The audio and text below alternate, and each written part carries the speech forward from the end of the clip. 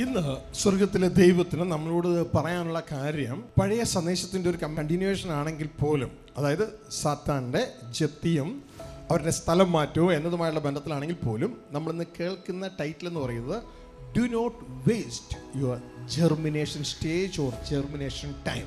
നിന്റെ വിത്ത് മുളയ്ക്കുന്ന ആ കാലത്തെ വേസ്റ്റ് ചെയ്യരുത് എന്നാണ് ദൈവത്തിന് സഭയോട് പറയാനുള്ളത്. So the title that we are going to hear from today, although it is part of the earlier discussion of Satan's seizure and transfer, but today's title, which is related to that, is do not waste our germinating stage. आज स्वर का परमेश्वर जो हमें संदेश देना चाहता है वो हमने पिछले दिनों में सुने हुए संदेश से जुड़कर है. पिछले दिनों का संदेश ये था शैतान का पकड़ा जाना और जगह बदली, तो उससे जुड़कर ये संदेश है. उसका शीर्षक इस प्रकार है, हमारे जर्मिनेटिंग स्टेज, यानी कि जब जैसा बीज उगता है उस समय को हमें बर्बाद नहीं करना चाहिए. പ്രിയ കുഞ്ഞുങ്ങളെ, നമ്മുടെ ജീവിതം എന്ന് പറയുന്നത്, ഈ ഭൂമിയിലെ ജീവിതം എന്ന് പറയുന്നത് ഒരു വിത്തിന് തുല്യമാണ്. ഇതല്ല ജീവിതം. ജീവിതം തുടങ്ങാൻ പോകുന്നതേ ഉള്ളൂ. ഇതല്ല ഈ തേങ്ങയുടെ ജീവിതം. ഈ തേങ്ങയ്ക്ക് വേണമെങ്കിൽ ഇതിൻ്റെ ഉള്ളിലെ ആ വെള്ള കളറുള്ള സംഭവം ഉണ്ടല്ലോ, അത് മറ്റുള്ളവർക്ക് കൊടുത്തിട്ട് അതിൻ്റെ വെള്ളവും കൊടുത്തിട്ട് അവസാനിക്കാം. എന്നാൽ ഈ തേങ്ങയ്ക്ക് വേണമെങ്കിൽ നിത്യമായി വളരുകയും ചെയ്യും. തേങ്ങയുടെ തീരുമാനവും നമുക്ക് പറയാം, പക്ഷെ തേങ്ങ തീരുമാനിക്കാനുള്ള പവർ, ചോയ്സ് ദൈവം കൊടുത്തിട്ടില്ല. ലിബർട്ടി, അതാണ് നമ്മൾ നേരത്തെ പറഞ്ഞ ലോ ഓഫ് ലിബർട്ടി, ഫ്രീഡം, അത് കൊടുത്തിട്ടില്ല. പക്ഷേ തേങ്ങ ഉപയോഗിക്കുന്ന നമുക്കാണ് അത് തന്നിരിക്കുന്നത്. നമുക്ക് എന്ത് വേണം? ഈ തേങ്ങയുടെ അകത്തെ ആ വെള്ളം എടുത്ത് തേങ്ങ ചിരണ്ടി തേങ്ങ അരച്ച് മീൻകറി വെക്കണോ, അതോ ഈ തേങ്ങയെ അത് അങ്ങനെ ചെയ്യാതെ ഇതിനെ നിലത്തിട്ട് ചാകാൻ അനുവദിച്ച് ഇതിൻ്റെ ഉള്ളിൽ നിന്ന് വളർത്തിയെടുത്ത് ഇതിനെ നിത്യമായി വളർത്തണോ തീരുമാനം എടുക്കേണ്ടത് നമ്മളാണ്. ഇതേപോലെ ഒരു തീരുമാനം ദൈവം നമ്മുടെ ജീവിതത്തിലും തന്നിട്ടുണ്ട്. നമുക്ക് ഇഷ്ടമുള്ളത് തിരഞ്ഞെടുക്കാം. ഒന്നില്ലെങ്കിൽ ഈ ലോകത്തെ അനുഭവിച്ച്, ബൈബിൾ പറയുന്നു they are the lovers of pleasure, ലോകത്തെ അനുഭവിച്ച് അനുകരിച്ച് അതിനെ ആസ്വദിച്ച് ഈ ജീവിതം തകർക്കാം. ഹല്ലേലൂയ. ഇതിനെ തിന്നു തീർക്കാം. ആ തേങ്ങ തിന്നു തീർക്കുന്നത് പോലെ തിന്നു തീർക്കാം. അല്ല എങ്കിൽ കർത്താവിനെ അനുഗമിച്ച്, ഇതാ എനിക്ക് ലോകം വേണ്ട, ലോകത്തിൻ്റെതൊന്നും വേണ്ട, എനിക്ക് ദൈവരാജ്യമാണ് വേണ്ട, എനിക്ക് വേണ്ടത് എൻ്റെ അപ്പനാണെന്ന് മനസ്സിലാക്കി അപ്പൻ്റെ വ്യവസ്ഥ പ്രകാരം ഈ ലോകത്ത് വീണ് തകരുവാൻ നാം തയ്യാറാണെങ്കിൽ ഇതിൻ്റെ ഉള്ളിൽ നിന്നൊരു പുതിയൊരു ജീവൻ പുറപ്പെടും. ആ ജീവൻ, പ്രിയ സഹോദരങ്ങളെ, ക്യാമറ, ആ ജീവൻ ശ്രദ്ധിച്ചേ, ആ ജീവൻ നമ്മുടെ ജീവിതത്തിൽ നിത്യജീവനായി വരും. കാരണം ഇതിൻ്റെ ഉള്ളിൽ സ്വർഗത്തിലെ ദൈവം ഒരു ജീവൻ ഒളിപ്പിച്ചു വെച്ചിട്ടുണ്ട്. അതുകൊണ്ടാണ് പാട്ടുകാരൻ പാടുന്നത്, എൻ ജീവനും എൻ ജീവിതവും അങ്ങിൽ നിന്നല്ലോ താതാ. നമ്മുടെ ജീവനും ജീവിതവും ദൈവത്തിൽ നിന്ന്. Dear brothers, our life is like a seed. Pastor showed a coconut which is a seed, and if you break there are two options before you with that coconut. Either you can break that coconut and eat its pulp and drink its water and throw it away, or maybe we can plant that coconut and the coconut seed will die, but out of it will come a coconut tree which will yield much more fruit. And the coconut does not have a free will to decide that. But the free will is for humans, but in our case we do. And God has given you two options. Either you can consume your life in pleasure and end it, or you can turn away from the world and live for God and consume your life for God, so that you may bear much more fruit and live eternally. प्रिय भाइयों, हमारी ज़िंदगी, भाई बहनों, हमारी ज़िंदगी एक बीज के समान में है. अब जिस प्रकार पासबान ने नारियल दिखाया था, उस नारियल के साथ हम जो दो चीज़ कर सकते हैं. एक तो उसके अंदर की मलाई और पानी को हम ले सकते हैं और नारियल को फेंक सकते हैं, या फिर हम ऐसे कर सकते हैं, उस नारियल को हम ज़मीन के नीचे उसको मरने के लिए दे देंगे, ताकि उसमें से और नारियल और उसके पेड़ को उगा सकें.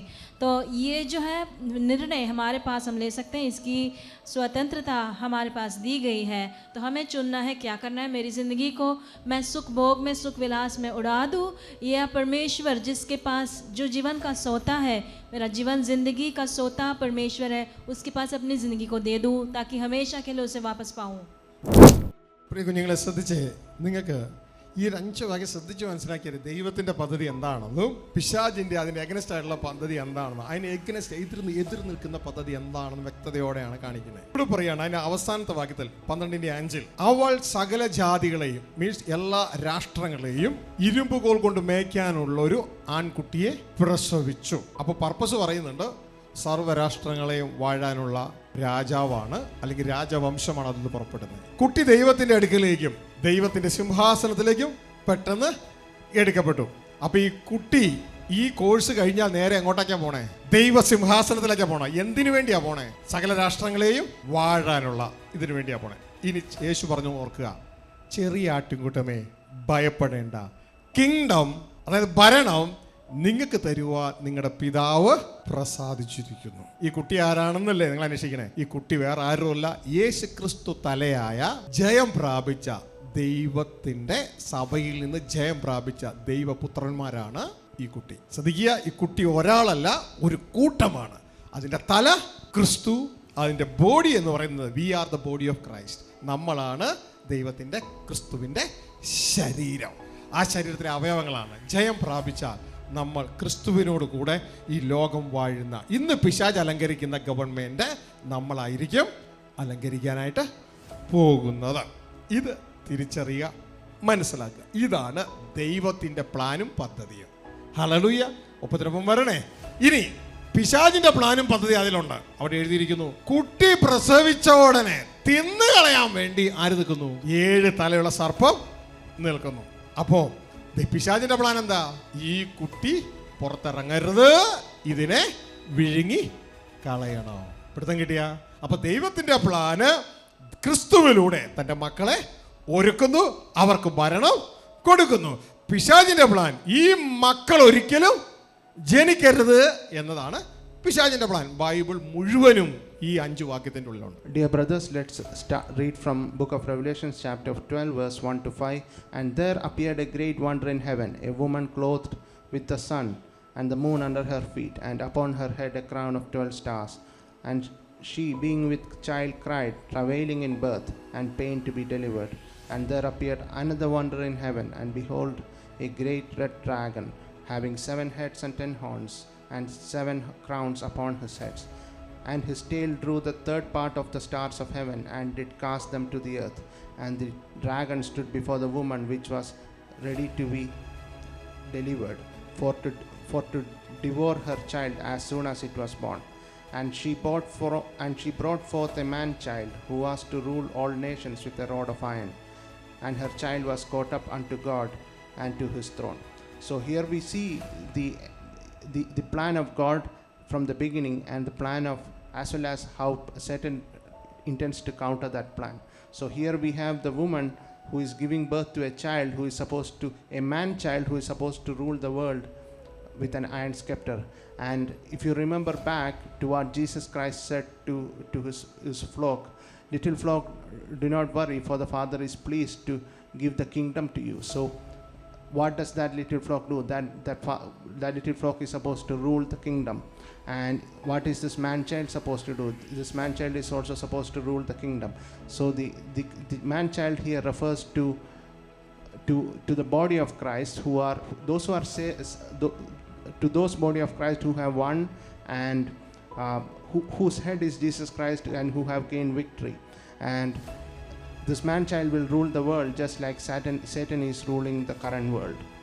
प्रकाशित वाक्य 12 उसके 1 से 5 आप अपने बाइबल में पढ़ सकते हैं। वहाँ पर जो दृश्य है वो ऐसा है कि स्वर्ग में 2 चिन्ह दिखे। पहले वाला चिन्ह ये है कि एक स्त्री थी जिसके जो जच्चा की पीड़ा, वो प्रसव की पीड़ा में थी, उसके बारे में लिखा है वो सूर्य ओढ़े थी, चांद उसके पांव तले थे, उसके सिर पे 12 चांदों का तारों का मुकुट था। उसके सामने एक लाल अजगर दिख गया, और वो अजगर उस स्त्री के सामने इसलिए खड़ा है कि जैसे ही वो बच्चे को जन्म देती है, उस बच्चे को निगल जाने के लिए।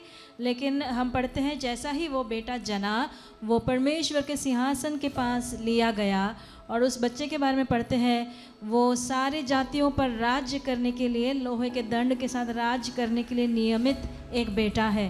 तो अगर यदि आप सोच रहे हैं तो उस स्त्री का बेटा कौन है, हम समझ सकते हैं कि वो परमेश्वर की कलीसिया के लोग हैं जिन्होंने जो योग्य पाए गए हैं, जिन्होंने जीत पाया। यीशु मसीह ने कहा था, हे छोटी झुंड भयभीत न हो, क्योंकि पिता को भाया है कि तुम्हें राज्य दे।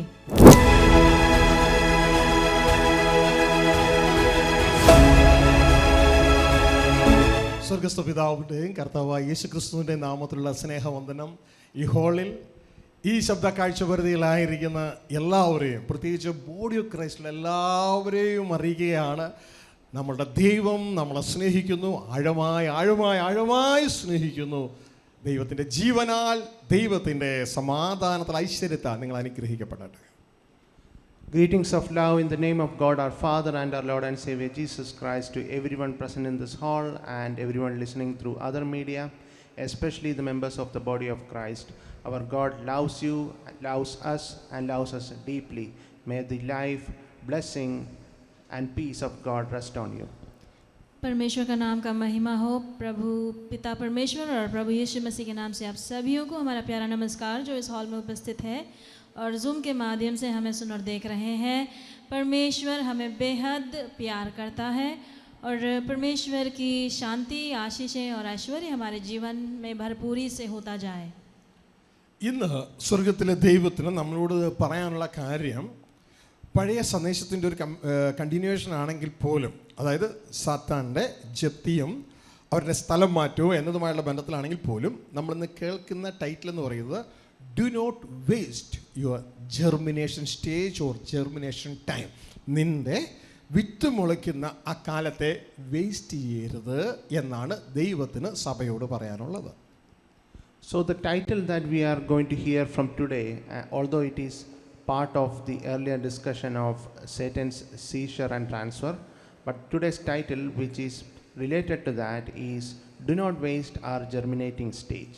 आज स्वर्ग का परमेश्वर जो हमें संदेश देना चाहता है वो हमने पिछले दिनों में सुने हुए संदेश से जुड़कर है। पिछले दिनों का संदेश ये था शैतान का पकड़ा जाना और जगह बदली, तो उससे जुड़कर ये संदेश है।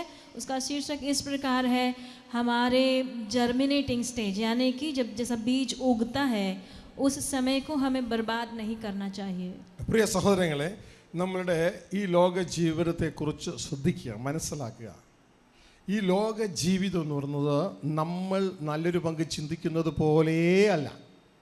ശ്രദ്ധിച്ച് മനസ്സിലാക്കുക. ഈ ലോകത്ത് നമ്മൾ ചിന്തിക്കുന്നു, നമ്മളൊരു ബിസിനസ്സുകാരനായി, ഒരു എൻജിനീയറായി, ഡോക്ടറായി, നിൻ്റെ ജീവിതം സായുജ്യമായി ഒന്നും ആയില്ല. ഹല്ലേലൂയ. അതെല്ലാം നമ്മളുടെ ജെർമിനേറ്റിംഗ് സ്റ്റേജിൽ തന്നിരിക്കുന്ന പ്രാക്ടിക്കൽ എക്യുപ്മെൻറ്റ്സ് പോലെയുള്ള കാര്യങ്ങളാണ്. ഒരു കോളേജിൽ, ഒരു സ്കൂളിൽ ചെന്ന് കഴിഞ്ഞാൽ, ഇതാ കെമിസ്ട്രി ലാബിലേക്ക് നിങ്ങൾക്ക് കയറിയ ഉടനെ തന്നെ ഒരു ടെസ്റ്റ് ട്യൂബ് തന്നു, കുറച്ച് HCl ഹൈഡ്രോക്ലോറിക് ആസിഡ് തന്നു, കുറച്ച് ടിഷ്യൂ പേപ്പർ തന്നു.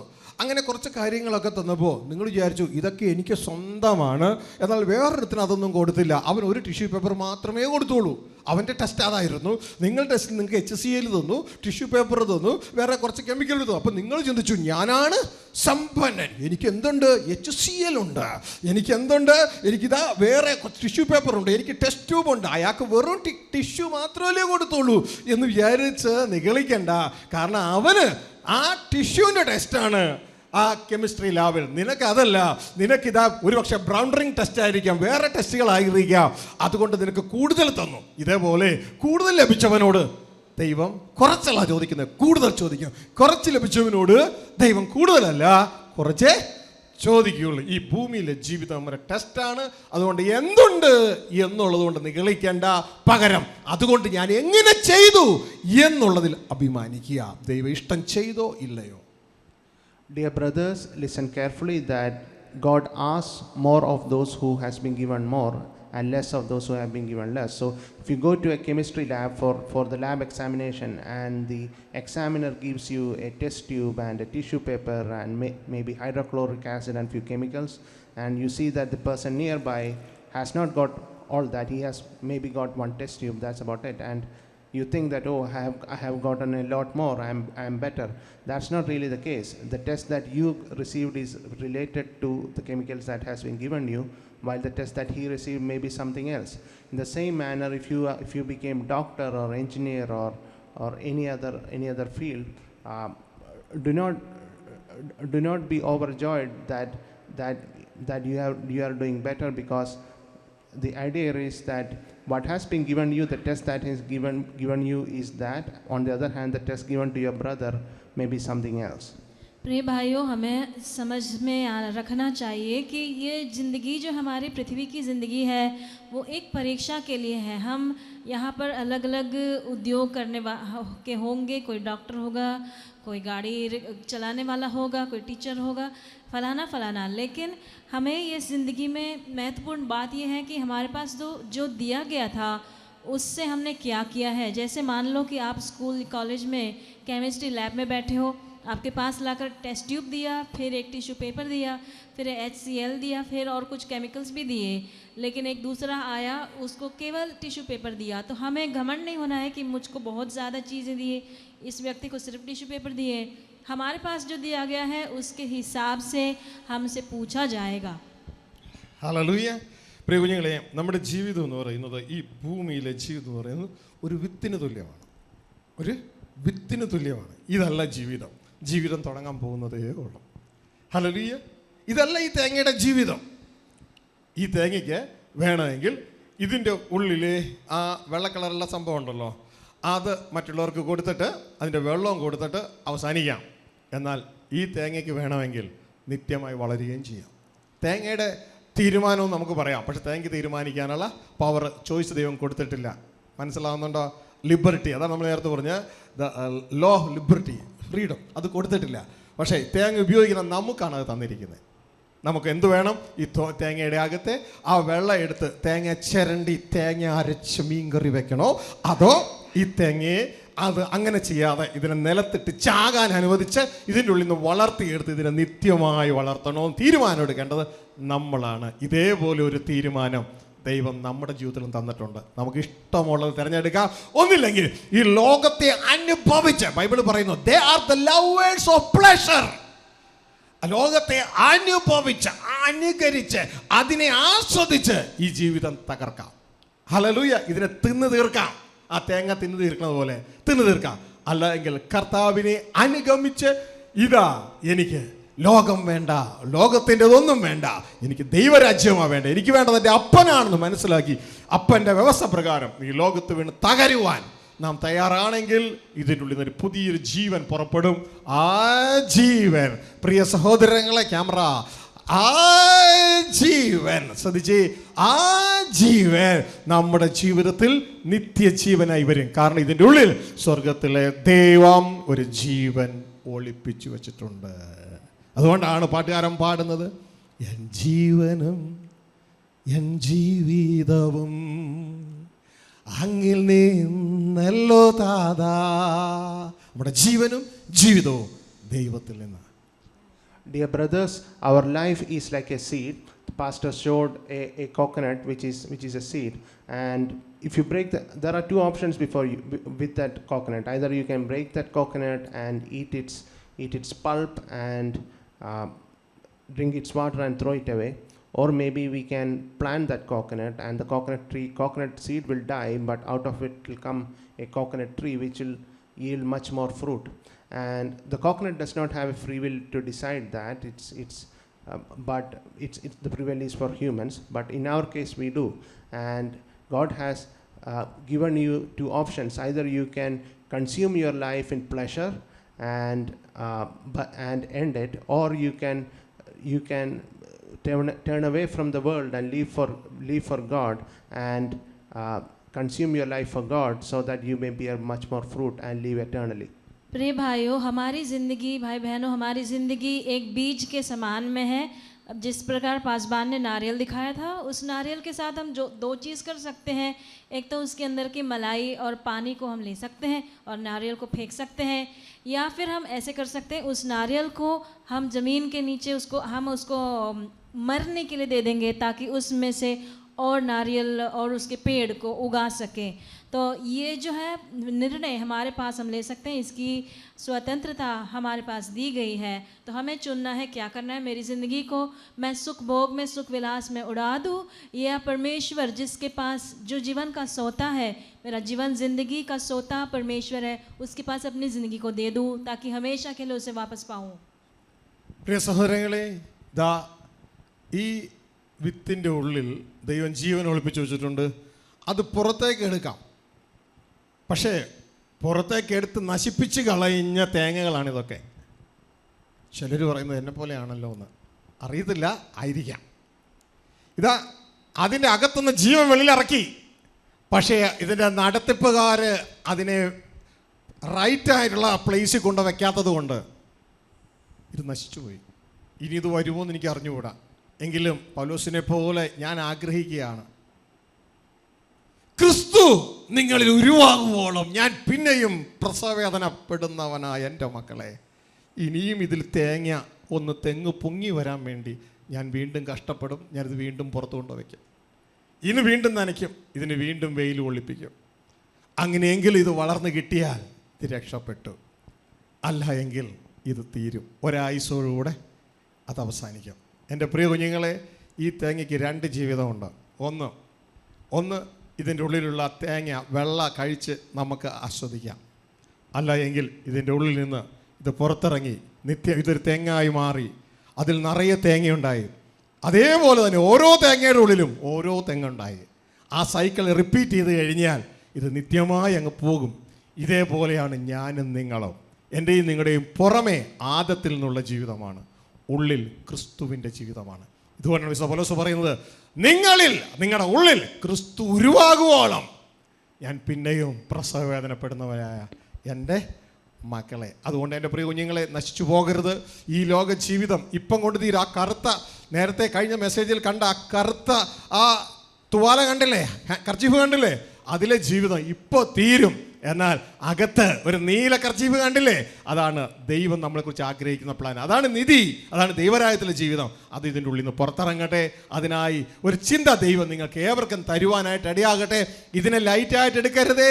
സകലതും വിറ്റ് അത് സ്വന്തമാക്കുവാൻ തയ്യാറാകുക. Dear brothers, the coconut, when it is planted, it is able to grow because God has hidden life in the coconut. And just now pastor has shown you a coconut that has germinated.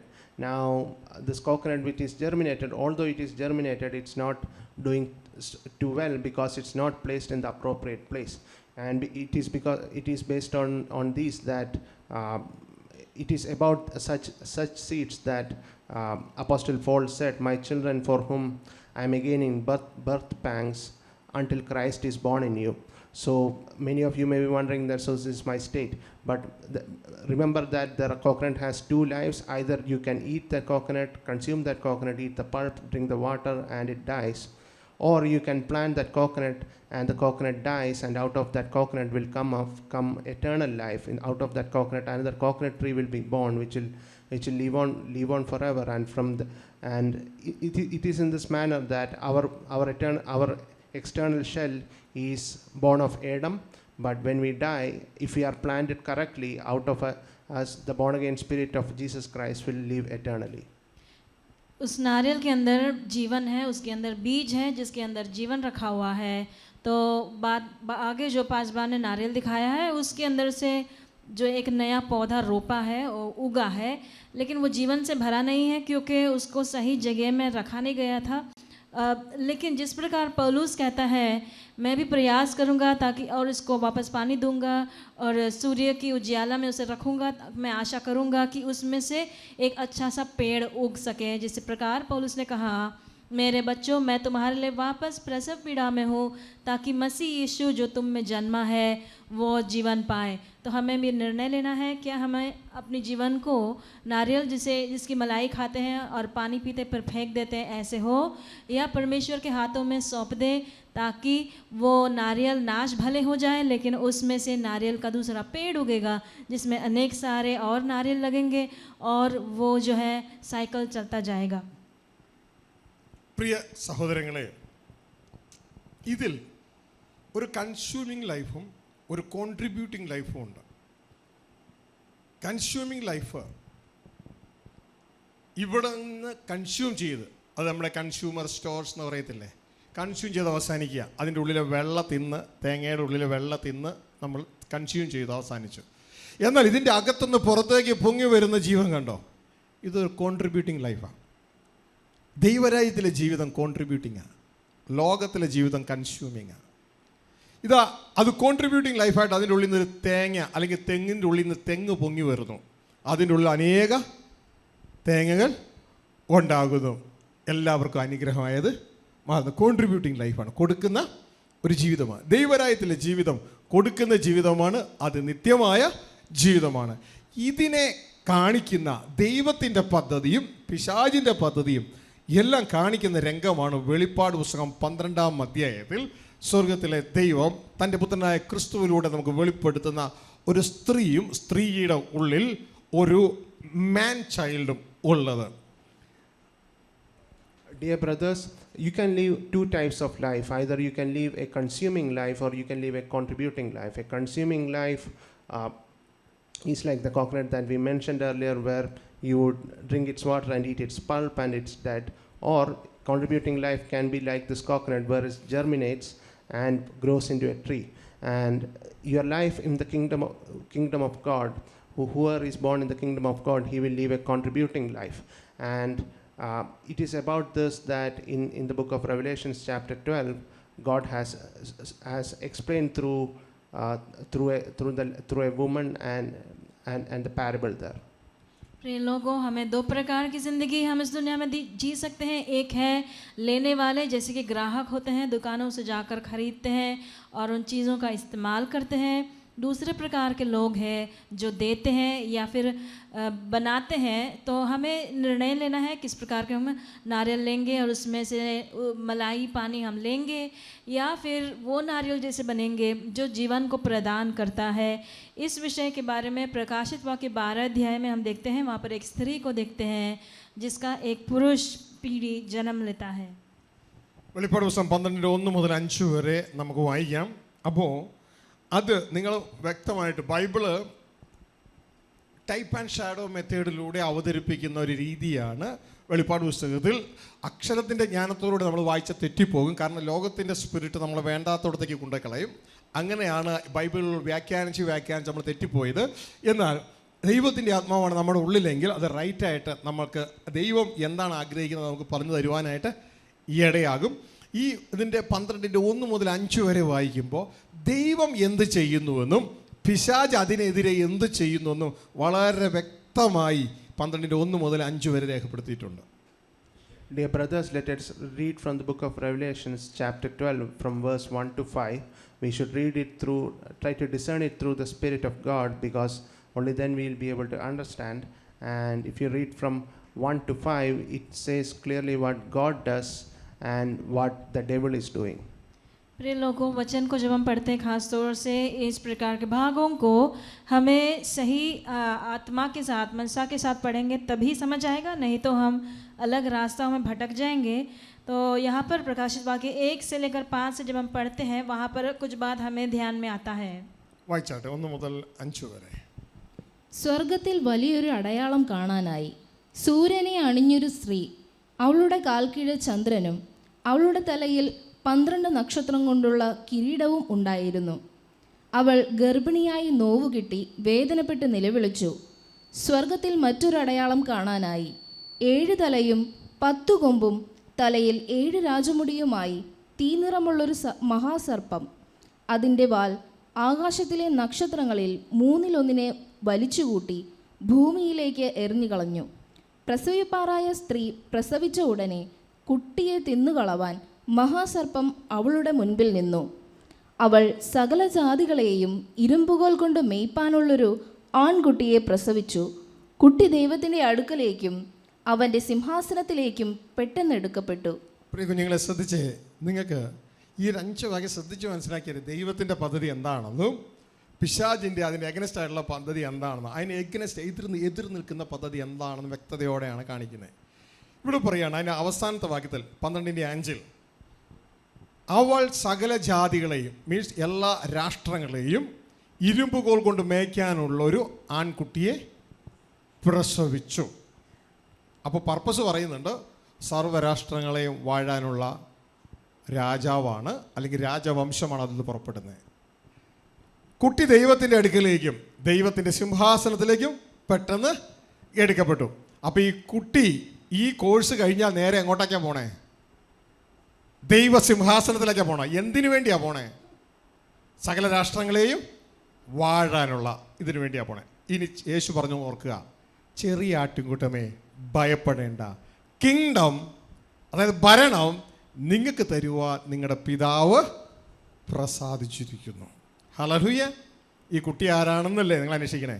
ഈ കുട്ടി വേറെ ആരുമല്ല, യേശു ക്രിസ്തു തലയായ ജയം പ്രാപിച്ച ദൈവത്തിൻ്റെ സഭയിൽ നിന്ന് ജയം പ്രാപിച്ച ദൈവപുത്രന്മാരാണ് ഈ കുട്ടി. ശ്രദ്ധിക്കുക, ഈ കുട്ടി ഒരാളല്ല, ഒരു കൂട്ടമാണ്. അതിൻ്റെ തല ക്രിസ്തു, അതിൻ്റെ ബോഡി എന്ന് പറയുന്നത് we are the body of Christ. നമ്മളാണ് ദൈവത്തിൻ്റെ ക്രിസ്തുവിൻ്റെ ശരീരം. ആ ശരീരത്തിലെ അവയവങ്ങളാണ്. ജയം പ്രാപിച്ചാൽ നമ്മൾ ക്രിസ്തുവിനോട് കൂടെ ഈ ലോകം വാഴുന്ന, ഇന്ന് പിശാച് അലങ്കരിക്കുന്ന ഗവൺമെൻറ് നമ്മളായിരിക്കും അലങ്കരിക്കാനായിട്ട് പോകുന്നത്. ഇത് തിരിച്ചറിയുക, മനസ്സിലാക്കുക. ഇതാണ് ദൈവത്തിൻ്റെ പ്ലാനും പദ്ധതിയും. ഹല്ലേലൂയ. ഒപ്പത്തിനൊപ്പം വരണേ. ഇനി പിശാചിൻ്റെ പ്ലാനും പദ്ധതി അതിലുണ്ട്. അവിടെ എഴുതിയിരിക്കുന്നു, കുട്ടി പ്രസവിച്ച ഉടനെ തിന്നു കളയാൻ വേണ്ടി ആര് നിൽക്കുന്നു? 7 തലയുള്ള സർപ്പം നിൽക്കുന്നു. അപ്പോൾ പിശാചിൻ്റെ പ്ലാൻ എന്താ? ഈ കുട്ടി പുറത്തിറങ്ങരുത്, ഇതിനെ വിഴുങ്ങി കളയണോ? പിടുത്തം കിട്ടിയ? അപ്പോൾ ദൈവത്തിൻ്റെ പ്ലാന് ക്രിസ്തുവിലൂടെ തൻ്റെ മക്കളെ ഒരുക്കുന്നു, അവർക്ക് ഭരണം കൊടുക്കുന്നു. പിശാചിൻ്റെ പ്ലാൻ ഈ മക്കൾ ഒരിക്കലും ജനിക്കരുത് എന്നതാണ് പിശാചിൻ്റെ പ്ലാൻ. ബൈബിൾ മുഴുവനും ഈ 5 വാക്യത്തിൻ്റെ ഉള്ളിലുണ്ട്. Dear brothers, let's read from book of Revelation chapter 12 verse 1 to 5. And there appeared a great wonder in heaven, a woman clothed with the sun and the moon under her feet, and upon her head a crown of 12 stars. And she, being with child, cried, travailing in birth and pain to be delivered. And there appeared another wonder in heaven, and behold, a great red dragon, having 7 heads and 10 horns, and 7 crowns upon his heads. And his tail drew the third part of the stars of heaven, and did cast them to the earth. And the dragon stood before the woman which was ready to be delivered, for to devour her child as soon as it was born. And she brought forth a man child, who was to rule all nations with a rod of iron. And her child was caught up unto God and to his throne. So here we see the plan of God from the beginning, and the plan of, as well as how Satan intends to counter that plan. So here we have the woman who is giving birth to a child who is supposed to, a man child who is supposed to rule the world with an iron scepter. And if you remember back to what Jesus Christ said to his flock, little flock, do not worry, for the Father is pleased to give the kingdom to you. So what does that little flock do? That little flock is supposed to rule the kingdom. And what is this man child supposed to do? This man child is also supposed to rule the kingdom.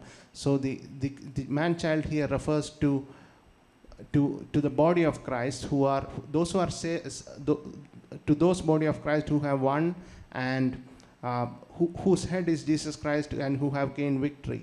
And this man child will rule the world just like Satan is ruling the current world. प्रकाशित वाक्य 12 उसके 1 से 5 आप अपने Bible में पढ़ सकते हैं। वहाँ पर जो दृश्य है वो ऐसा है कि स्वर्ग में 2 चिन्ह दिखे। पहले वाला चिन्ह ये है कि एक स्त्री थी जिसके जो जच्चा की पीड़ा, वो प्रसव की पीड़ा में थी, उसके बारे में लिखा है वो सूर्य ओढ़े थी, चांद उसके पांव तले थे, उसके सिर पे 12 चांदों का तारों का मुकुट था। उसके सामने एक लाल अजगर दिख गया, और वो अजगर उस स्त्री के सामने इसलिए खड़ा है कि जैसे ही वो बच्चे को जन्म देती है, उस बच्चे को निगल जाने के लिए। लेकिन हम पढ़ते हैं जैसा ही वो बेटा जना, वो परमेश्वर के सिंहासन के पास लिया गया, और उस बच्चे के बारे में पढ़ते हैं वो सारी जातियों पर राज्य करने के लिए, लोहे के दंड के साथ राज्य करने के लिए नियमित एक बेटा है। तो अगर यदि आप सोच रहे हैं तो उस स्त्री का बेटा कौन है, हम समझ सकते हैं कि वो परमेश्वर की कलीसिया के लोग हैं जिन्होंने जो योग्य पाए गए हैं, जिन्होंने जीत पाया। यीशु मसीह ने कहा था, हे छोटी झुंड भयभीत न हो, क्योंकि पिता को भाया है कि तुम्हें राज्य दे। ഇനി ടൈപ്പ് ആൻഡ് ഷാഡോ മെത്തേഡിൽ മനസ്സിലാകാത്തവർക്ക് വേറെ രീതിയിൽ അത് മനസ്സിലാക്കാൻ ശ്രമിക്കാം. ഇതാ ഇവിടെ നിങ്ങൾക്ക് 3 ബ്ലോക്ക് ഡയഗ്രങ്ങൾ കാണാം.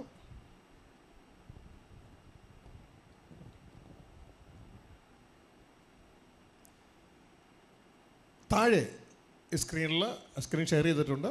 ഇത് റെഡ് കളറിൽ ഒരു സ്ക്വയർ കാണാം. അതിൽ ലോകം എന്ന് എഴുതിയിരിക്കുന്നു, വേൾഡ്. നമ്മളെല്ലാം ലോകത്തിൽ പിശാചിൻ്റെ കീഴിലാണ്. എന്നാൽ അവിടെ നിന്ന് യേശു ക്രിസ്തു കാൽവരി ക്രൂശിലെ തൻ്റെ രക്തത്താൽ നമ്മളെ ദൈവത്തിനായി വിലയ്ക്ക് വാങ്ങി എന്ന് ബൈബിൾ പറയുന്നു. അങ്ങനെ ലോകത്തുനിന്ന് രക്ഷിക്കപ്പെട്ടവരെ, അപ്പോസ്തലപ്രവൃത്തി 2:47 പറയുന്നു, രക്ഷിക്കപ്പെട്ടവരെ കർത്താവ് ദിനംപ്രതി സഭയോട് ചേർത്തു. രക്ഷിക്കപ്പെട്ടവർ നമ്മൾ സഭയിലെത്തി. അത് ഈ ഭൂമിയിലെ കത്തോലിക്ക സഭയോ IPC സഭയോ മറ്റേതെങ്കിലും റൈറ്റായിട്ട് പോകുന്ന ഏതെങ്കിലും സഭയിലായിരിക്കുക. എന്നാൽ ഇന്നൊരു 90% റൈറ്റായിട്ടല്ല പോകുന്നത്, വളരെ കുറച്ചേ ഉള്ളൂ. അങ്ങനെ സഭയോട് ചേർത്തു. ഇനി സഭ എന്ന് പറയുന്നത് സഭയിൽ നിന്ന് നാം ദൈവ ഇഷ്ടം ചെയ്ത്, ഇതാണ് ആ സ്ത്രീ എന്ന് പറഞ്ഞില്ലേ, വെളിപ്പാട് പുസ്തകം 12 വേണ്ട സ്ത്രീയല്ലേ, ആ സ്ത്രീയാണ് ഈ സഭ. Hallelujah.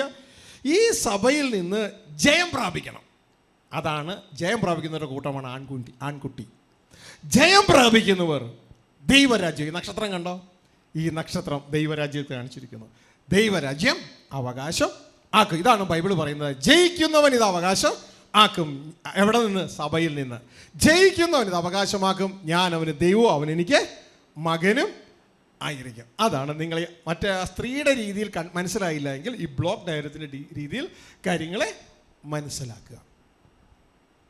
Dear brothers, so the book of Revelations chapter 12 follows the types and shadows method, but if you are having difficulty following that, we'll be looking at a slide which is simpler, and in the slide we have the world, and which is shown as a red square here, and from the world those who are born again are saved into the church, into any of the church, and it's written in book of Acts 2:47 that the Lord added to the church daily those who are being saved. So any of the right church, if you are being saved, you will get recruited from the world into the church.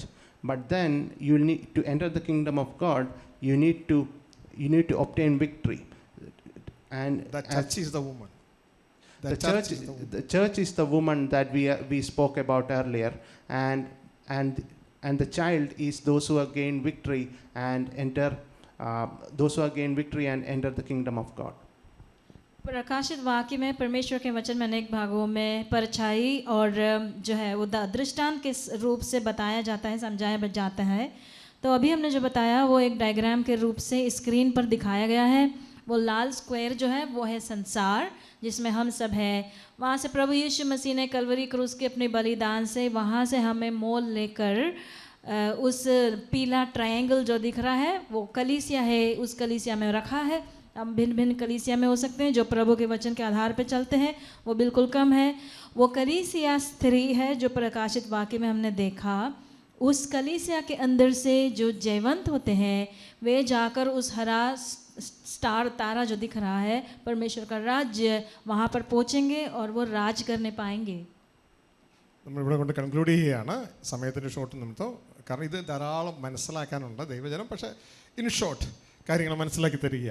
ഇനി ഈ church നിങ്ങൾ ശ്രദ്ധിച്ചു കഴിഞ്ഞാൽ ഈ church സ്ത്രീയാണ്. ഈ സ്ത്രീയുടെ ഉള്ളിൽ 2 ടൈപ്പ് ഉണ്ട്. സ്ത്രീയും ഉണ്ട്, സ്ത്രീയുടെ വയറിൻ്റെ ഉള്ളിൽ മാൻ ചൈൽഡും ഉണ്ട്. വിളിക്കപ്പെട്ട കൂട്ടമാണ് ഈ സ്ത്രീയെ. എന്നാൽ മാൻ ചൈൽഡ് എന്ന് പറഞ്ഞാൽ തിരഞ്ഞെടുക്കപ്പെട്ടവരുടെ കൂട്ടമാണ്. അപ്പോൾ ആ വിളിക്കപ്പെട്ട കൂട്ടത്തിൽ നിന്ന് തിരഞ്ഞെടുക്കപ്പെടുന്നവരുടെ കൂട്ടത്തിലേക്ക് നാം കടക്കണം. ഇത് മനസ്സിലാക്കി വേണം പ്രവർത്തിക്കാനായിട്ട്, നഷ്ടപ്പെട്ടു പോകാനായിട്ട് ഇടയാകരുത്. അങ്ങനെയെങ്കിൽ ചർച്ചിന് ഇവിടെ ഒരു ക്യാപ്ഷൻ കൊടുത്തിരിക്കുന്നു, dear brothers, church is the recruitment centre of the kingdom of God. ദൈവരാജ്യത്തിലേക്കുള്ള റിക്രൂട്ട്മെൻറ്റ് സെൻറ്ററാണ് ചർച്ച്. അപ്പോൾ ചർച്ച് ഭയങ്കര പ്രാധാന്യമാണ്. പ്രത്യേകിച്ച് ചർച്ചിനെ നയിക്കുന്ന വ്യക്തിക്ക് ക്രിസ്തുവിൻ്റെ കാഴ്ചപ്പാടുണ്ടാകണം. ഇല്ല എങ്കിൽ ഈ ക്ലാസ്സിലെ സ്റ്റുഡൻസ് മുഴുവൻ തോറ്റുപോകും. കാരണം കർത്താവ് പറഞ്ഞു, കുരുടനെ വഴി നടത്തിയാൽ ഇരുവരും കുഴിയിൽ വീഴും. കർത്താവ് പറയേണ്ടതൊക്കെ പറഞ്ഞിട്ടുണ്ട്. അതുകൊണ്ട് വളരെ ശ്രദ്ധയോടുകൂടി മനസ്സിലാക്കിക്കൊള്ളാം. ചർച്ച് എന്ന് പറയുന്നത് ഒരു റിക്രൂട്ട്മെൻറ്റ് സെൻ്ററാണ്, അതിൻ്റെ ട്രെയിനിങ് സെൻ്ററാണ്, റിക്രൂട്ട്മെൻറ്റ് സെൻ്ററാണ്, ഇൻ്റർവ്യൂ ഹാളാണ്. ഇത് മനസ്സിലാക്കി പ്രവർത്തിച്ച് ഇതാ ആത്മാവ് പറയുന്നത്, അതായത് ലോകം പറയുന്നത് കേൾക്കാൻ കഴിയുന്നവനാണ് ചർച്ചിലേക്ക് വരുന്നത്. പക്ഷെ ചർച്ചിൽ ശുശ്രൂഷയിലൂടെ അവൻ ആത്മാവ് പറയുന്നത് കേൾക്കുവാൻ കഴിവുള്ളവനായി മാറണം. അതുകൊണ്ടാണ് ഇവിടെ നിർബന്ധം പിടിക്കുന്നത് ഡെയിലി ബ്രെഡ് പറ, ഡെയിലി ബ്രെഡ് പറ, ഡെയിലി ബ്രെഡ് പറ. ഹല്ലേലൂയ. ഫസ്റ്റ് പ്രയോറിറ്റി ആത്മാവ് പറയുന്നത് കേൾക്കാനുള്ളവർക്കാണ്. അത് കിട്ടത്തില്ല എങ്കിൽ സെക്കൻഡാണ് അക്ഷരത്തിൽ നിന്നുള്ളത് നിങ്ങൾക്ക് പറയാം. ഹല്ലേലൂയ. അങ്ങനെ ഇതാ ഇന്ന് ആത്മാവിൽ നിന്ന് കിട്ടുന്നില്ല എങ്കിൽ നോ പ്രോബ്ലം, അക്ഷരത്തിൽ നിന്നുള്ളത് പറ. ആ സമയം ക്രിസ്തുവാനുഗമിക്ക് ഓട്ടോമാറ്റിക് നിങ്ങൾക്ക് ആത്മാവിൽ നിന്ന് കേൾക്കാൻ തുടങ്ങും. Dear brothers, this church is the woman that we saw in the book of Revelations chapter 12, and inside the church there are two types of cells. One is the woman's own cells, and other is the cell of the man child within the church. So so the church is like a recruitment center. Those who hear of the world come to the church, but once you are inside the church you should hear of the Spirit and transform yourself from the woman into the man child, so that you can gain victory and rule the world. और उस स्त्री जिसने हमने जिस प्रकार बताया कलीसिया है, उस स्त्री के अंदर जो दो जीवन है, एक है उस स्त्री और दूसरा है वो जो जनने वाली पुत्र बेटे का जीवन. तो ये स्त्री दिखाती है बुलाए गए लोगों को, और वो पुत्र जो है चुने गए लोगों को. तो हमें बुलाए गए लोगों में से चुनाए गए लोगों में बदलना है, तब जाकर हमें उस महत्वपूर्ण उस सौभाग्य मिलेगा जो कि हम राज करने पाएंगे. ഞാൻ അവസാനിപ്പിക്കട്ടെ ഒരു കാര്യത്തോട് നിങ്ങൾക്ക് ചിന്തിക്കാൻ വേണ്ടിയിട്ട് തന്നുകൊണ്ട്. സ്ത്രീയുടെ ജീവിതം വേറെ, കുഞ്ഞിൻ്റെ ജീവിതം വേറെ. സ്ത്രീ കഴിക്കുന്നത് പാത്രത്തിൽ നിന്ന്, പുറമേയുള്ള പാത്രത്തിൽ നിന്ന്. സ്ത്രീ കഴിക്കുന്നത് പാത്രത്തിൽ നിന്ന്, പുറമേയുള്ള പാത്രത്തിൽ നിന്ന്. ആൺകുട്ടി കഴിക്കുന്നത് പാത്രത്തിൽ നിന്നല്ല, ഉള്ളിൽ ഓട്ടോമാറ്റിക്കാണ്. ആത്മാവ് സഭകളോട് പറയുന്നത് എന്തെന്ന് ചെവിയുള്ളവൻ കേൾക്കട്ടെ. അങ്ങനെ ജീവിക്കാൻ തുടങ്ങണ്ടേ നമുക്ക്? ഹല്ലേലൂയ. ദൈവം അതിനായി എവരെയും സഹായിക്കട്ടെ. മനസ്സിലായില്ല അല്ലേ? അകത്തുനിന്ന് നിങ്ങൾ നിങ്ങളുടെ അമ്മയുടെ വയറ്റിൻ്റെ ഉള്ളിലായിരുന്നപ്പോൾ നിങ്ങളുടെ അമ്മ നിങ്ങൾക്ക് പ്ലേറ്റിൽ ചോറ് തന്നോ? ഇല്ലല്ലോ. കുളിപ്പിച്ചോ? ഇല്ലല്ലോ. പക്ഷേ അവിടെയും നിങ്ങൾക്ക് കിട്ടേണ്ടതൊക്കെ കിട്ടി. നിങ്ങളുടെ അപ്പനും അമ്മയുമായ ദൈവം നിങ്ങളെ അവിടെ പോറ്റി. ഏത് വഴി? അമ്മയുടെ ഉള്ളിൽ ദൈവം സെറ്റ് ചെയ്ത പൊക്കിൾ കൊടിയിലൂടെ. മനസ്സിലായോ? രണ്ട് ജീവിത ശൈലിയാണ്. ഒന്ന് അകത്ത് അമ്മ ഒന്നും ചെയ്യുന്നില്ല, ദൈവമല്ല ചെയ്യുന്നു. എന്നാൽ പുറത്തേക്ക് കിട്ടിയപ്പോൾ ദൈവം ആ പരിപാടിയെല്ലാം ആരെ ഏൽപ്പിച്ചു? അമ്മയെ ഏൽപ്പിച്ചു. ഇതേപോലെ അക്ഷരത്താലും നമുക്ക് ജീവിക്കാം, ആത്മാവാലും ജീവിക്കാം. രണ്ട് മെത്തേഡുണ്ട്. എന്നാൽ അക്ഷരം എന്ന് പറയുന്നത് ഒരു ജഡീക മനുഷ്യനാണ്. ആത്മാവിലുള്ള നയിക്കൽ എന്ന് പറയുന്നത് വീണ്ടും ജനിച്ച ദൈവപുത്രന്മാർക്കാണ്. അതുകൊണ്ട് അക്ഷരത്തിൽ നിന്ന് ആത്മാവിലേക്ക് മാറുക. ഈ ബൈബിൾ എഴുതിയ അതേ ആത്മാവ് തന്നെ നമ്മുടെ ഉള്ളിൽ വന്ന് വസിക്കുന്നുണ്ട്. ദൈവം അതിനായി നിങ്ങളെ എവരെയും സഹായിക്കട്ടെ. അതിലേക്ക് വളരാം. അതിന് ദൈവം നിങ്ങളെ സഹായിക്കട്ടെ. തുടർന്നുള്ള സന്ദേശങ്ങളിൽ ഇത് ഇച്ചിരി ഹയർ ലെവലാണെന്ന് എനിക്കറിയാം. കാരണം നിങ്ങൾ ഓരോരുത്തരെയും ഇതിലേക്ക് കൊണ്ടുവരണമെങ്കിൽ പണ്ടത്തെ ഫുഡ് തന്നെ കഴിച്ചാൽ പോരാ, പാരക്സ് പോരാ, കട്ടിയാഹാരം തരണം. എങ്കിലേ നിങ്ങൾക്ക് ആത്മാവിൽ വളരാൻ കഴിയൂ. വീണ്ടും വീണ്ടും കേൾക്കുക. അത് അങ്ങനെ തന്നെയെന്ന് വിശുദ്ധ ബൈബിളിലൂടെ പരിശോധിക്കുക. നമുക്കിതിനെക്കുറിച്ച് കൂടുതലായി ഭാവിയിൽ ഡിസ്കസ് ചെയ്യാം. നമുക്ക് പ്രാർത്ഥിക്കാം. So before we close, let me put certain facts before you, certain things for you to ponder upon. Consider the life of the woman as well as the child. The woman eats from outside and gets her nourishment by eating from outside, but the woman eats from the world and gets her nourishment from the world, but the child who is in the mother's womb does not get nourishment from outside. Everything is provided to him.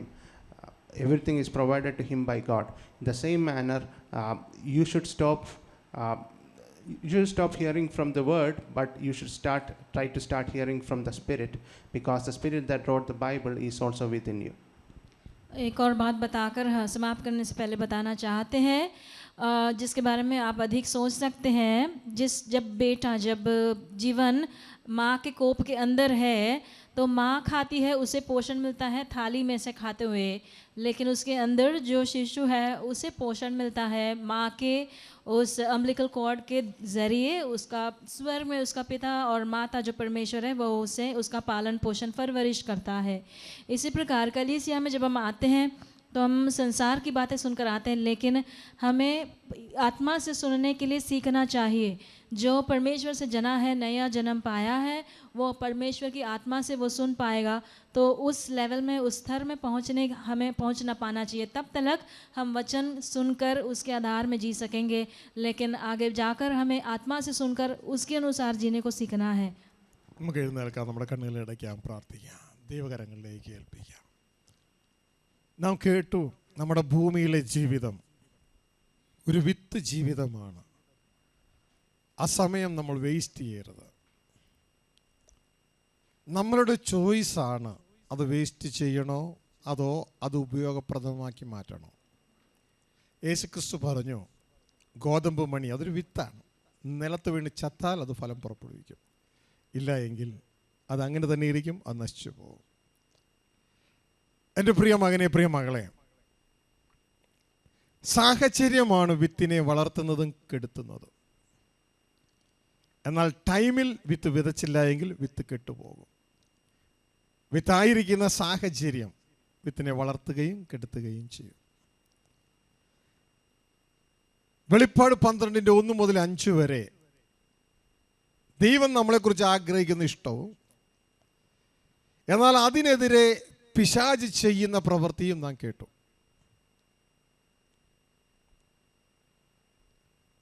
ദൈവം നമ്മളെക്കുറിച്ച് ആഗ്രഹിക്കുന്നത് ക്രിസ്തുവിലൂടെ, ക്രിസ്തു Calvary ക്രൂശിൽ തൻ്റെ രക്തത്താൽ നേടിയ സഭയിലൂടെ നമ്മളെ ഒരുക്കിയെടുത്ത് നമ്മളെ തൻ്റെ കുടുംബത്തിൽ തൻ്റെ പുത്രന്മാരാക്കി ഇന്ന് പിശാച് വാഴുന്ന ലോകത്തിൻ്റെ ഭരണാധികാരികളാക്കി മാറ്റുവാൻ, പിശാചിൻ്റെ മേൽ ന്യായം വിധിക്കുന്ന, ന്യായവിധി നടപ്പിലാക്കുന്ന, അവനെ പരാജയപ്പെടുന്നവരായി മാറ്റുവാൻ ദൈവം നമ്മളെക്കുറിച്ച് ആഗ്രഹിക്കുന്നു. ഇതാണ് യേശു പറഞ്ഞ, ചെറിയാട്ടിൻകുട്ടമേ ഭയപ്പെടേണ്ട, കിങ്ഡം നിങ്ങൾക്ക് തരുവാൻ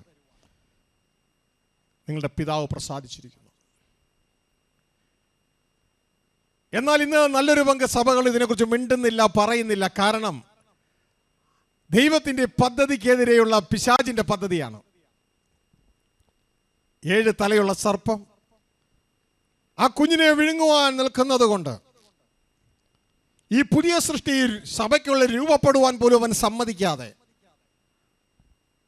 ദൈവ ഇഷ്ടത്തെ അവൻ വിഴുങ്ങുകയാണ്.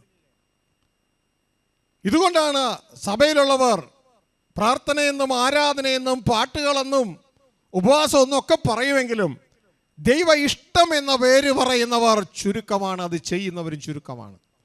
മറ്റൊന്നുമല്ല, കാരണം ആ സർപ്പം ആ കുഞ്ഞിനെ വിഴുങ്ങുന്നത് കൊണ്ടാണ്. എൻ്റെയും നിങ്ങളുടെ ഉള്ളിലേക്ക് നോക്കിയാൽ ആ സ്പിരിറ്റിൻ്റെ അധീനതയിലാണോ ഞാനും നിങ്ങളും? ആ സ്പിരിറ്റ് പിശാചിൻ്റെ സ്പിരിറ്റാണ്. അതിൻ്റെ മറ്റൊരു പേരാണ് ലോകത്തിൻ്റെ ആത്മാവ്. പിന്നെയും ദാസ്യത്വത്തിൻ്റെ, ലോകത്തിൻ്റെ ആത്മാവിനെ അല്ല നാം പ്രാപിച്ചിരിക്കുന്നത്. അപ്പോൾ നേരത്തെ എങ്ങനെയായിരുന്നു? എന്നാൽ ഇന്നും സഭയിൽ മെജോറിറ്റിയും ലോകത്തിൻ്റെ ആത്മാവ്, ദൈവത്തിൻ്റെ ആത്മാവ് എന്ന പേരിൽ വേഷം മാറി കടന്നു വന്നിരിക്കുകയാണ്. സാത്താൻ പോലും പ്രഭാപുരമായ മാലാഹയുടെ വേഷം അണിഞ്ഞു വന്നിരിക്കുകയാണ്. പിശാചിൻ്റെ സുവിശേഷീകരണമാണ് നല്ലൊരു പങ്ക് നടക്കുന്നത്. അവസാനം യേശു ഇങ്ങനെയുള്ളവരോട് പറയും, എന്നെ കർത്താവേ കർത്താവേ എന്ന് പറയുന്ന ഏവനുമല്ല, എൻ്റെ പിതാവിൻ്റെ ഇഷ്ടം ചെയ്യുന്നവരാണ് സ്വർഗ്ഗരാജ്യത്തിൽ കിടക്കുന്നത്. അധർമ്മം പ്രവർത്തിക്കുന്നവരെ ഞാൻ ഒരു കാലത്തും നിങ്ങളെ അറിഞ്ഞിട്ടില്ല, എന്നെ വിട്ടു പോവുക എന്ന് തീർത്തു പറയും. ചതിയിൽ വീഴരുത് എന്ന് പലവട്ടം ബൈബിൾ ആവർത്തിക്കുന്നുവെങ്കിലും ലോകസ്നേഹം നിമിത്തം ദൈവജനം പോയി ചതിയിൽ വീഴുന്നു. എൻ്റെ പ്രിയ കുഞ്ഞുങ്ങളെ, ലോകവും ലോകത്തിലുള്ളത് നിലനിൽക്കത്തില്ല. അതല്ല താൽക്കാലികമാണ്. ലോകത്തിൻ്റെ പ്രഭുവിൻ്റെ കൂടെ തന്നെ അതും ഇല്ലാതെയാകും.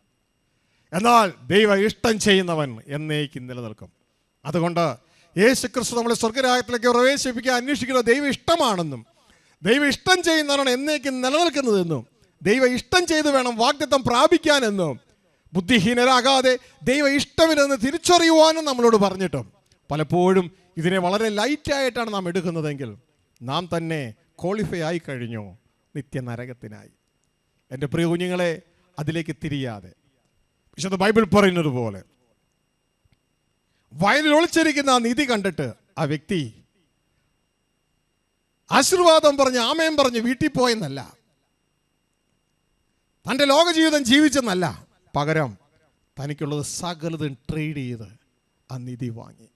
എൻ്റെ പ്രിയ കുഞ്ഞുങ്ങളെ, ആ ക്രിസ്തുവെ പോലെ ഞാനും നിങ്ങളുമായി തീരുവാൻ ദൈവം നമ്മളെ അവരെ സഹായിക്കട്ടെ. നാം വീണ്ടും ജനിച്ചതുകൊണ്ട് നാം അവകാശമാകില്ല, പക്ഷെ വീണ്ടും ജനിച്ചത് അവകാശികളായി തീരുവാനാണ്. അതിനായി ദൈവം അവരെ സഹായിക്കട്ടെ. കണ്ണിലടയ്ക്കാൻ പ്രാർത്ഥിക്കാം. ഞങ്ങളുടെ സ്വർഗസ്ഥ പിതാവേ, അങ്ങ് ഞങ്ങൾക്ക് തന്ന 2 വചനങ്ങൾക്കായി നന്ദി. ഞങ്ങളുടെ സോള് ഏതാത്മാവിന പിടിക്കപ്പെട്ടിരിക്കുന്നു എന്നും അപ്പോൾ തന്നെ ഇതൊരു വിത്ത് ജീവിതമാണ്, നിന്റെ ജീവിതത്തിൻ്റെ സമയത്തെ വേസ്റ്റ് ആക്കരുതെന്നും അങ്ങ് ഞങ്ങളോട് പറഞ്ഞ സന്ദേശത്തിനായി നന്ദി. അപ്പാ, ഞങ്ങളെ ഒരുക്കിയെടുക്കുവാൻ, ഞങ്ങൾ ഭൂമിയിൽ ഞങ്ങൾക്ക് തന്നിട്ടുള്ള മക്കൾ പല പ്രൊഫഷനുകളിലും എത്തിച്ചേരുവാൻ ഞങ്ങൾ ആഗ്രഹിക്കുന്നത് പോലെ അല്ലപ്പാ, തെറ്റിപ്പോയി. അതിനേക്കാളല്ല ഉപരിയായി ഞങ്ങൾ അങ്ങയുടെ മക്കളായ ക്രിസ്തുവോടുകൂടെ രാജ്യത്വം അലങ്കരിക്കുന്ന രാജാക്കന്മാരായി തീരുവാൻ ഞങ്ങളെക്കുറിച്ച് അങ്ങ് ആഗ്രഹിക്കുന്ന ആഗ്രഹത്തിൻ്റെ ഒട്ടും കുറയാതെ അതിലെത്തിച്ചേരും ഞങ്ങളെ സഹായിക്കണേ. ഈ സന്ദേശം ഇപ്പോഴും തുടർന്നും കേൾക്കുന്ന എല്ലാവരെയും അങ്ങയുടെ കരങ്ങളിൽ ഏൽപ്പിക്കുന്നു. എല്ലാവരും ക്രിസ്തുവിൻ്റെ മനസ്സിനാൽ പിടിക്കപ്പെട്ടവരായി ക്രിസ്തു എങ്ങനെ ജീവിച്ചു അതേപോലെ ജീവിക്കുന്നവരായി തീരുവാൻ ജയം പ്രാപിപ്പാൻ അങ്ങ് സഹായിക്കണം. ഇവരുടെ എല്ലാ താൽക്കാലിക ഭൗതിക ആവശ്യങ്ങളുടെ പേരും അങ്ങ് കൂട്ടായിരിക്കണം. രോഗികളായിരിക്കുന്ന ആരെങ്കിലും ഇപ്പോഴോ തുടർന്നോ ഈ ശബ്ദ കാഴ്ച വരുന്നതിൽ വരുന്നുവെങ്കിൽ യേശു ക്രിസ്തുവിൻ്റെ അടിപ്പണരാൽ വിശ്വാസം ഏറ്റെടുത്താട്ടെ. ഇപ്പോൾ നിങ്ങളുടെ മേൽ സൗഖ്യം കൽപ്പിക്കുകയാണ്. ദുഷ്ടനായ പിശാചിനോട് പ്രവൃത്തികളോട് വിട്ടുമാറുവാൻ കൽപ്പിക്കുകയാണ്.